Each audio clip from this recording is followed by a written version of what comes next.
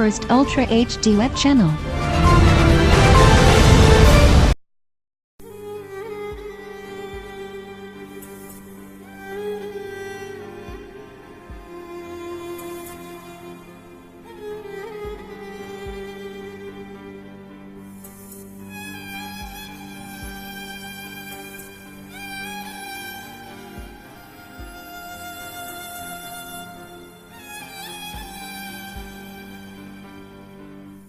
Doctor Namrata जे पुरस्कार मौत वारे मामले ते फिंगरप्रिंट जी सुञाणप वारी नादरा जी रिपोर्ट मंज़र आम ते अची वई। मिलियल इतलान मूजिब पुलिस जी सुस्तीअ सबब फिंगरप्रिंट्स रिपोर्ट में कुछ वाज़े न अची सघियो।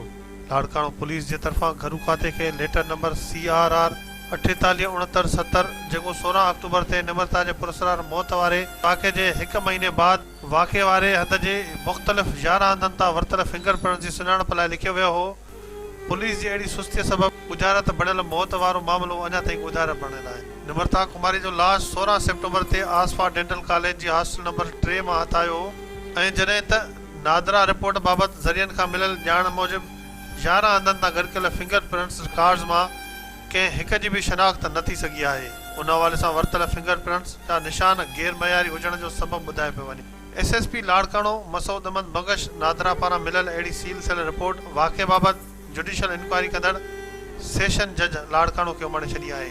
जॾहिं त जुडिशियल इंक्वायरी में हिन वक़्त ताईं आसफा डेंटल कॉलेज सां लाॻापियल 40 खां वधीक अमलदारनि जा बयान रिकॉर्ड किया विया आहिनि ऐं नम्रता वाक़े बाद गिरफ़्तार थियल मेहरान अबड़ो ऐं अलीशान मेमण अञा ताईं पुलिस हिरासत में आहिनि। यादि रहे त नम्रता वाक़े खे 3 महीननि खां वधीक अरसो गुज़री चुको आहे, पर हिन वक़्त ताईं नम्रता जो मौत अञा ताईं गुजारत बणियल आहे, जंहिंखे लाड़काणो पुलिस अञा ताईं हल करण में नाकाम साबित थी आहे।